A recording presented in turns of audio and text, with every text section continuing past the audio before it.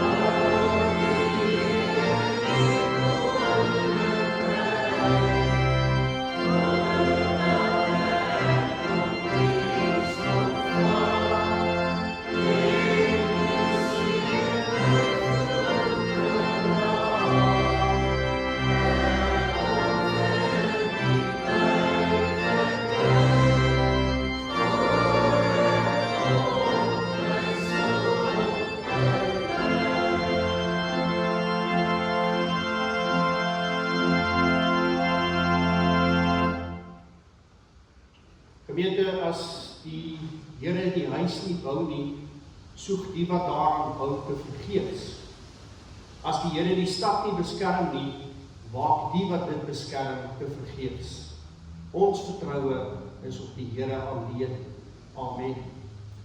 Genade, barmhartigheid en vrede van God die Vader en Christus Jesus ons Here. Amen. Ons antwoord op die seëngroet met 'n loflied, O kom ek jubel, Hemelvader.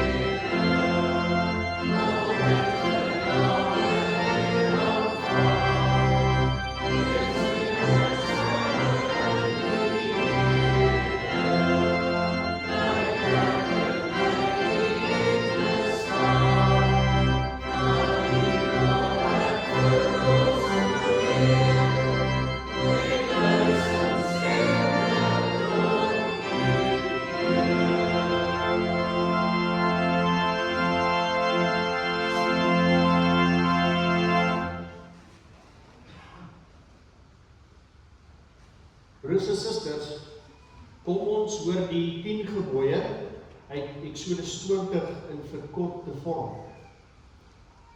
Ek is die Here jou God, jy mag geen ander gode voor my hê nie. Jy mag nie vir jou 'n gesnede beeld maak en dit aanbid nie. Jy mag die naam van die Here jou God nie misbruik nie. Gedenk die Sabbatdag dat jy dit heilig. Eer jou vader en jou moeder. Jy mag nie moord pleeg nie. jy mag nie egbreek pleeg nie, jy mag nie steel nie, jy mag nie vals getuienis spreek nie, jy mag nie begeer wat aan 'n ander behoort nie. So die Here roep ons tot 'n lewe van dankbaarheid en 'n lewe van gehoorsaamheid.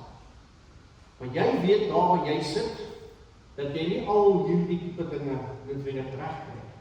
Want dit gaan hoofsaaklik hier om God te eer en ook om jou naaste lief te hê met jouself, as jy mooi na die 10 gebooie kyk. En dis die vraag, hoe het dit hierdie week plaasgevind?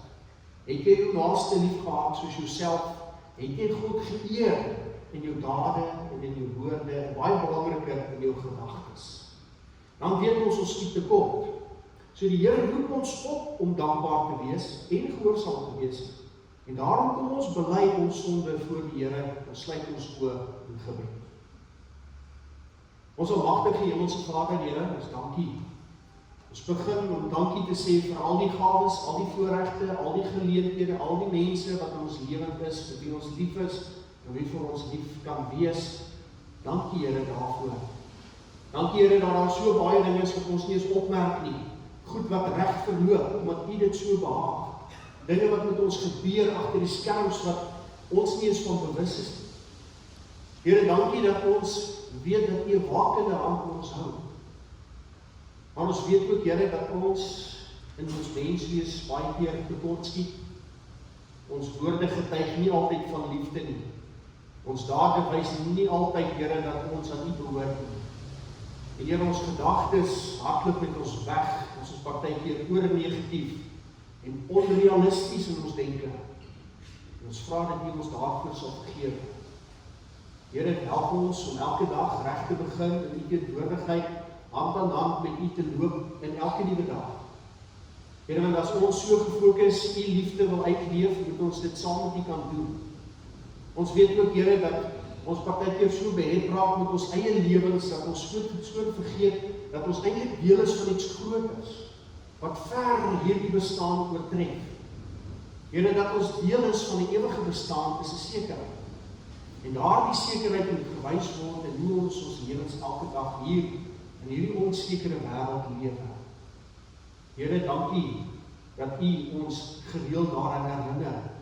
Dankie Here dat U ons attent maak daarop, dat ons maar kan weet, dat ons beskore is vir U koninkryk. Maar ook Here, dat terwyl ons hier op hierdie aarde ons dinge doen, dat ons dit alleen doen nie, en dat ons al die vreugdes en die plesier wat ons hier kan ontdek, mag ontdek, maar dit saam met U sal geniet. Here, ons bid dan dat U deur die woord vanmôre met ons praat. U weet wat ons harte moet hoor. Help ons, Heilige Gees, om ons ore gespits te hou, dat ons nie vashak aan al die tierlantjies van kerkwees nie, maar altyd sal fokus op wat U vir ons wil leer, wat van toepassing is vir hoe ons lewens elke dag lewe. Here, mag U krag vir ons sienbaar wees, en mag ons onthou dat dit beskikbaar is, en dat ons oopmaak en daarna toe gryp, dat U dit uitdeel en dit met oorgawe gee uit die groot liefde. Lei ons in die woord vandag, ons bid dit in Jesus se naam. Amen. Hoor die woord in Romeine 10 vers 9 tot 10. As jy met jou mond bely dat Jesus die Here is, en met jou hart glo dat God hom uit die dood opgewek het, sal jy gered word. Met die hart glo ons en ons word vrygespreek, en met die mond bely ons en ons word gered. Broers en susters, kom ons staan, ons sing weer 'n lied saam, Jesus rots vir my geslaan. Dis 'n lied van belydenis, maar ook van erkenning van die genade wat ons ontvang het. Ons sing die eerste en die vierde strofe, daarna kan jy lees.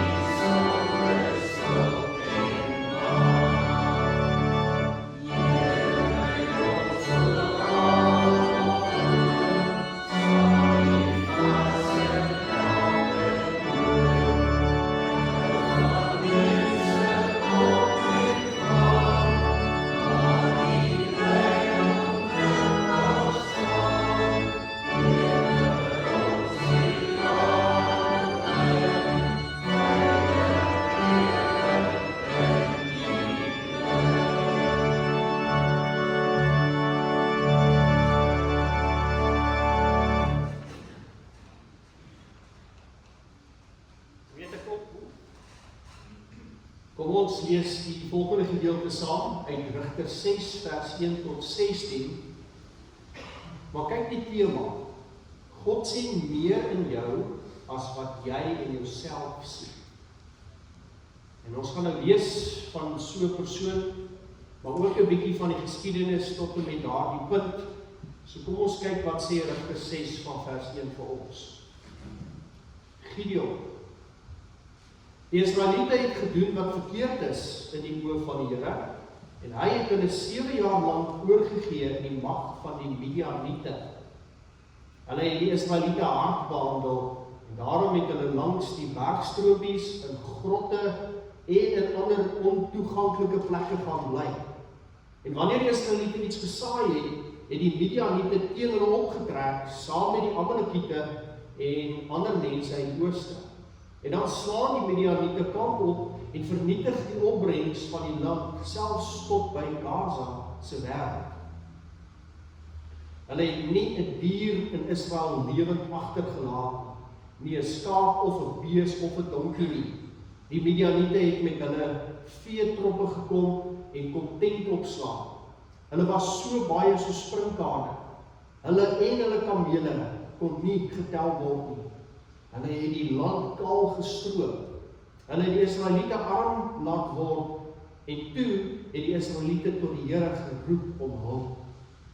En toe hulle tot die Here roep om hulp teen die Midianiete, het hy 'n man gestuur om onder die Israeliete as profeet op te tree, en hy het vir hulle gesê: So sê die Here, die God van Israel, ek het julle uit Egipte laat wegtrek, en ek het julle uit die plek van slawerny bevry.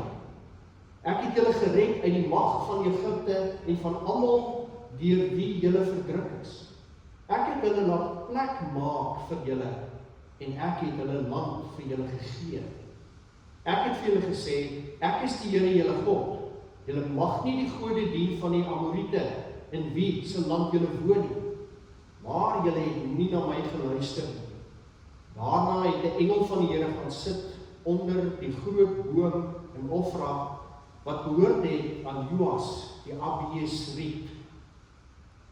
Sy seun Gideon was besig om koring uit te slaan in 'n parskyk, waar hy weggekruip het vir die Midianiete.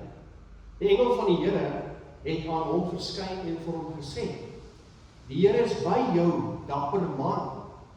Maar Gideon het vir die engel gesê: Ekskuus meneer, maar as die Here by ons is, waarom kom al hierdie dinge oor ons?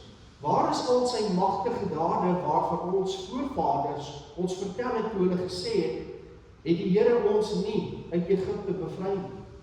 Nou het die Here ons in die steek gelaat. Hy het ons oorgegee in die mag van die Midianiete. Toe het die Here na Gideon toe gedraai en vir hom gesê: Gaan met die krag wat jy het en gaan red Israeliete uit die mag van die Midianiete. Toe, ek stuur jou. Maar Gideon sê vir hom: Ekskuus meneer, waarmee sal ek die Israeliete gaan red?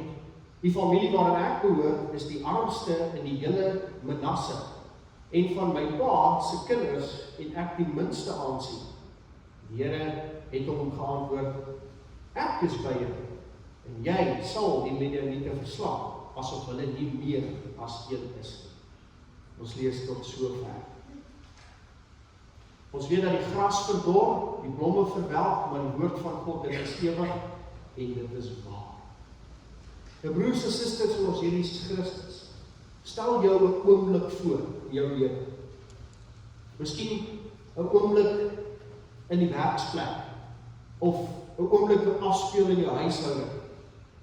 Jy word dalk gekonfronteer met 'n taak wat soos 'n berg, letterlik 'n berg voor jou lê. Of jou beroep eis van jou iets waarvoor jy nie opgelei is. Niemand het jou gewaak daarteen dat dit gaan iets wees wat jy moet doen nie, en nou word dit op jou skouers gepak. Of jy moet al die emosionele behoeftes van jou gesin, moet jy probeer dra en ondersteun, maar dit voel soos 'n bodemlose put. Jy kyk na die uitdagings en jou hart fluister: ek is nie die regte persoon hiervoor nie. Ek is nie die regte persoon vir hierdie uitdaging wat ek in oë staan. En ons almal kan daardie oomblik van selftwyfel, waar ons wens dat dit iemand sterker moes gewees het, of iemand met meer status of meer ervaring moes gewees het in ons lewens onthou. Daai oomblik waar jy besef het, maar dis nie ek wat hierdie ding kan doen nie, dis my te onbekend, te groot, te onseker om dit aan te pak, maar hier sit jy nou. Daar staan jy in die oomblik waar jy gevra word om die leiersels te neem, om die vorentoe tree te gee. En dit bring ons dan ook by hierdie gedagtes uit, dat tog is dit dikwels juist daardie oomblikke van onvermoë waar God kies om sy verhaal met ons te begin. Daardie oomblik in jou lewe van onvermoë word dit die plek waar God gekies het om met jou te begin. En dit bring ons hier by Gideon in Rigter 6. En die tydperk, soos jy gehoor het van die Rigters, was een van Israel se donkerste hoofstukke. Doen jouself die moeite, onthou dis 'n GP 18 en hoër as jy Rigters lees. Dis 'n willeboek om te lees. En jy sal agterkom hoe chaoties en deurmekaar was dit in die lewe van die Israeliete in daai tydperk van die Rigters gewees. Die volk het moreel en geestelik gedwaal. En die gevolg was vernietigend. Hulle het dit op hulself gebring. Die Midianiete het die land nie net aangeval nie, hulle het dit versmoor. En stel jou die grafiese realiteit voor, soos wat dit in die Bybel aangedui word. Soos 'n onstuitbare swerm sprinkane het hulle jaar na jaar oor die grens gestroom. Die gedreun van 1000 kamele was die aankondiging van naderende hongersnood vir die arme Israeliete. Hulle het nie net die oes gesteel van hierdie Israeliete af nie, hulle het die land kaal gestroom en wat oorgebly het hulle vertraag. Israel was sielkundig gebreek. Hulle het nie meer as 'n vrye volk in die sonlig gewoon in hierdie beloofde land nie, maar hulle soos opgejaagde wild in 'n kalm donkerte van grotte en skuilplekke ingejaag waar hulle weggekruip het. Nou kom ons deel 'n paar gedagtes. As jy hierdie stukkie lees, is hierdie een van die goed wat belangrik is. Vrees krimp jou wêreld, maar God verbreek jou horison. Vrees krimp jou wêreld, maar God, hy verbreek jou horison. So wanneer ons van God wegbeweeg in ons lewens, begin ons lewens klein word. Jou lewe raak klein, jy sien min raak. Israel se horison het gekrimp. Van 'n beloofde land waar hulle ingevaar het met groot sukses teen Jerigo se groot mure, tot by die mure van 'n grot waar hulle moet wegkruip uit vrees vir die Midianiete, omdat hulle ver van God af leef. Hulle het nie meer geleef nie, hulle het eintlik bloot oorleef in hulle lewe. Is dit nie waar ons eie Midianiete vandag het nie? Miskien is jou Midianiete 'n diep vrees vir tekort in jou lewe. Jy het nie genoeg nie, jy voel net nie genoeg om dinge mee aan te pak en te doen nie. Of miskien het jy 'n verlammende angs in jou lewe oor die toekoms. Wat gaan van ons word? Wat gaan van my word? Wat gaan van die mense vir wie ek lief is word? Of jy het 'n verslawing dat jou wêreld stelselmatig nouer en nouer en nouer en nouer maak. En voordat God bevryding bring hier vir Israel, stuur hy 'n profeet om die volk aan hulle identiteit te herinner. Hoor mooi. Hulle word herinner aan wie hulle is. Daar staan, dit was die Here wat julle uit Egipte gelei het. So die krisis was nie net ekonomies nie, dit was 'n krisis van geheueverlies. Hulle het vergeet wie hulle God is. En dan ontmoet ons vir Gideon. Nou, die naam Gideon letterlik beteken happer of houtkapper. Iemand wat afkap, as jy dit so wil beskryf. Maar wanneer ons hom ontmoet, kap Gideon niks af. Hy kry weg. Dis hoe ons hom vind in hierdie gedeelte. Hy dors koring in 'n wynpers. Julle dit opgetel. Hy is besig om koring te dors in 'n wynpers. En 'n wynpers in daai tyd was 'n gat in 'n rots waar druiwe getrap is. Dis nie 'n plek vir graan nie. Maar Gideon is desperaat in daai oomblik. En hy probeer baie hard om met 'n handjie vol kos nog te red wat te redde is in die skaduwee van die kraanse. En in hierdie oomblik van absolute broosheid verskyn die engel van die Here aan hom. En daardie oomblik van absolute broosheid is dit God wat aan hom verskyn. Nou baie teoloë glo dat hierdie verskyning van die engel van die Here is nie sommer net 'n hemelse boodskapper nie, maar dit was heel waarskynlik Christofanie.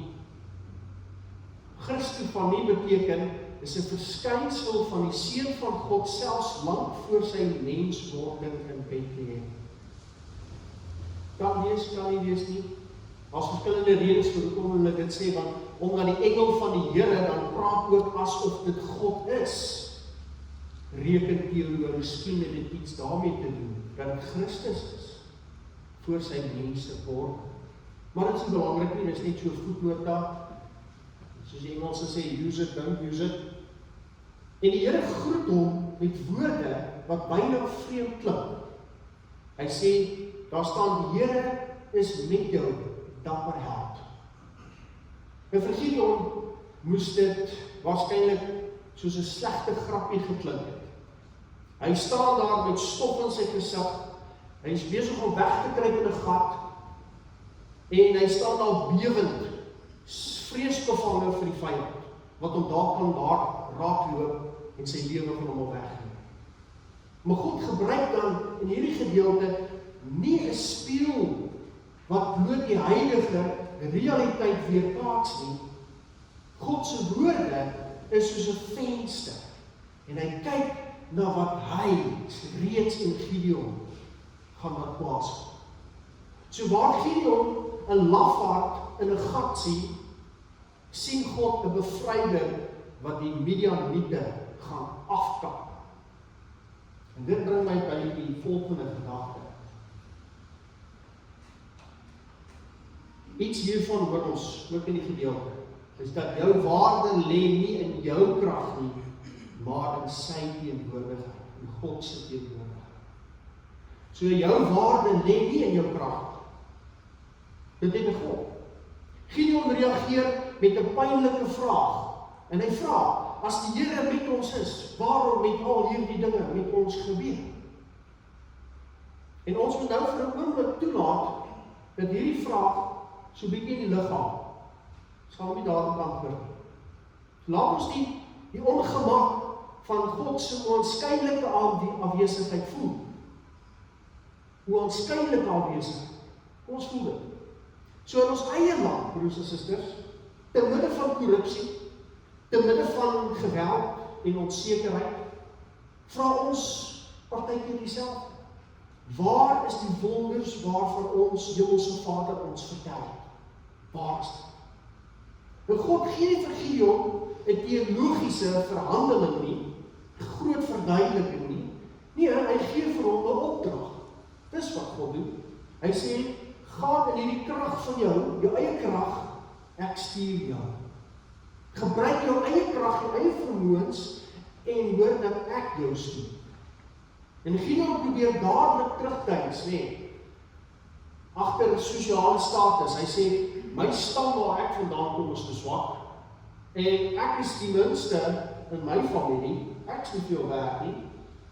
Hy kyk in die spieël van menslike prestasie, en hy sien tekortkominge raak. Hy sien al sy foute, al sy onvermoë, al sy goeders wat hy nie kan doen nie. Dis wat hy raak sien. Maar God skuif die spieël weg en hy sê, ek sal met jou wees. Ek, wat God is, die skepper van alle dinge, ek sal met jou wees. Dink aan 'n moderne beeld. 'n Onderwyseres kom in 'n skool, 'n verwaarloosde skool, en sy voel dis 'n mors van haar tyd. Maar God sien in haar die een persoon wat hoop kan bring vir 'n hele nuwe generasie en daardie generasie help om te herstel. Sy krag word juis in haar swakheid volmaak. Dis hoe God werk, broers en susters. Daai onmoontlikhede van jou lewe is waar jy die gestuurdheid van hom moet hoor. In plaas daarvan om so alleen te voel, moet jy onthou dat hy's met jou, dis wat sy belofte is. En moet die vraag van waar is God verander na iets wat van Here, hoe kan U my net nog sterker maak? Bring vir my die waarhede, die insig, die mense wat ek nodig het. Want U is met my om hierdie uitdaging aan te pak. Want dis net met God se krag waar ek en jy berge versit, waar ons verandering bring wanneer hy teenwoordig is en hoe ons hierdie lewe aanpak. En dan volg dit, is dat God roep nie bekwaames nie, hy bekwaam die geroepenis. Dis nie hoe ons in die wêreld werk nie, nee. Jy moet jou CV met so lyk, aflyk, ekskuus, en jy moet allerlei dinge moet jy doen, nee, wat wonderlik is, vooraf, sodat jy kan presteer en daarom kry jy die werk.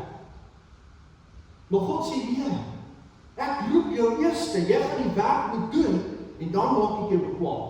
Dan gee ek vir jou die vermoëns, en alles wat jy nodig het, om te kan sterk wees in die omstandighede wat hier voor jou lê. As jy dit saam met my aanpak.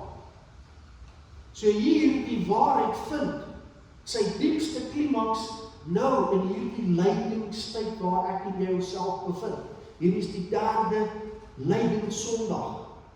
So wanneer ons na die kruis kyk, sien die wêreld 'n man wat mislukheid raak. Hulle sien iemand wat gestroop is, iemand wat verlate is. Maar is in daardie oomblik van oaanskynlike swakheid waar God besig is om sy grootste oorwinning te laat plaas. Jesus Christus het die uiterste kleinwording beleef in die lewe. Die dood self. Hy het dit binne-in gegaan sodat ons oorvloedige lewe kan hê. Gideon moes leer dat die oorwinning nie van sy dapperheid afhang nie, maar van sy gehoorsaamheid aan die een wat beloof het om teenwoordig te wees. So vriende, moenie toelaat dat jou huidige wynprysomstandighede jou identiteit definieer nie. Jou Midianiete, daardie vrese wat jou kos en jou vreugde steel, het nie die laaste sê in jou lewe. Kom ons vat saam, kom ons sluit af. Broers en susters, God kyk vandag na jou, nie met veroordeling oor waar jy wegkruip nie, maar met 'n roeping vir wie jy kan wees. Jou uitdaging vir hierdie week is prakties. En hier is dit. Gaan doen dit. Identifiseer daardie een area in jou lewe waar jy voel jy die minste is. Gaan identifiseer daai area.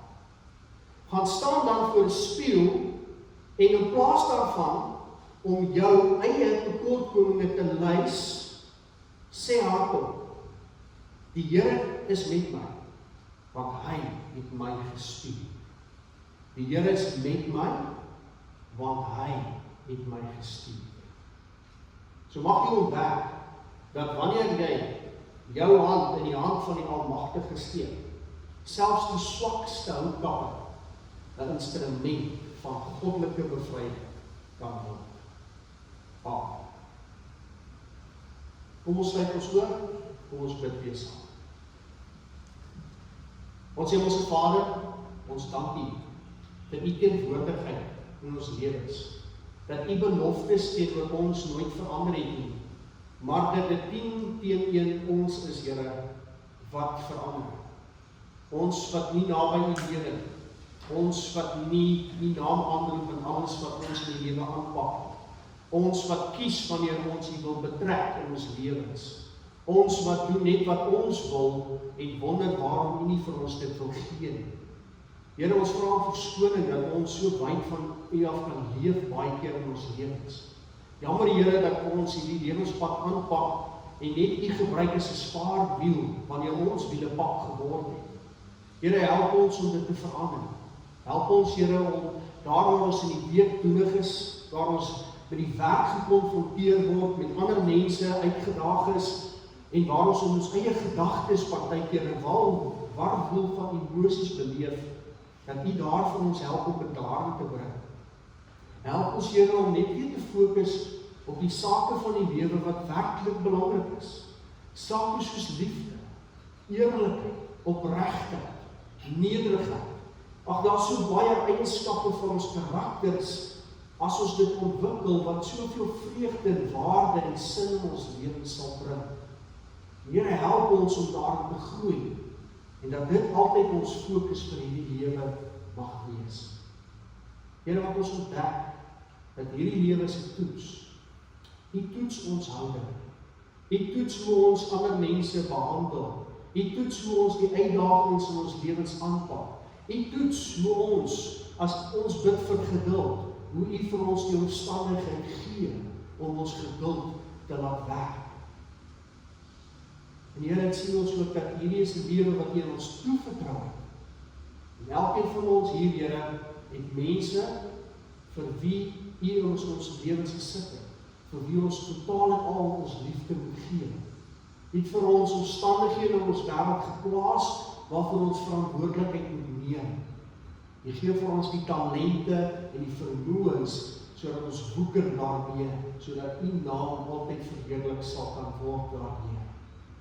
Here, lei ons in hierdie week wat voorlê, ook in hierdie lydingstyd, om daardie introspeksie te neem wat ons gereeld moet doen, sodat wanneer ons Here besig is met hierdie lewe, ons dit voluit met ywer en met deursettingsvermoë sal aanpak, omdat ons krag nie van onsself afkom nie, maar weens ons verhouding en ons liefde wat ons vir U het. Lei ons Here, mag U krag vir ons beskikbaar bly, en dankie Here dat U in elkeen van ons held sien, en dat ons dit nie is by prestasie, maar dat ons dit word, omdat ons deur U gestuur is. Ons bid dit in Jesus se naam. Amen. Kom ons gaan oor na die lied. Ons sing saam, ons slotsang. Die slotsang is genade onbeskryflik groot. Ons sing daarvan die eerste, die tweede, die derde en ook die vierde strofe.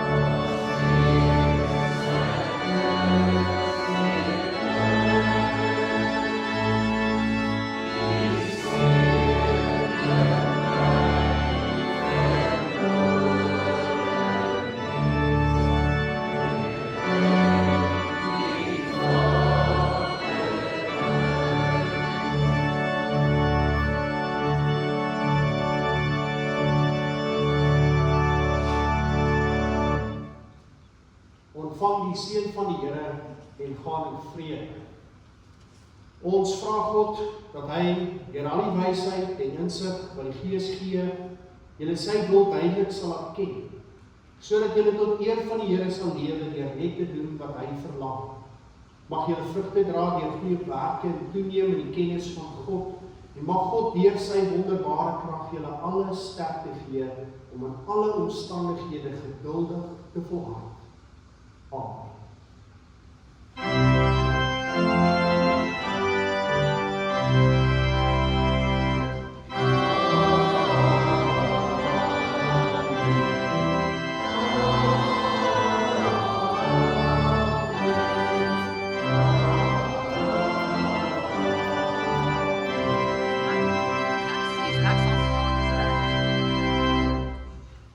As jy 'n Sondag voorspoed vir die week.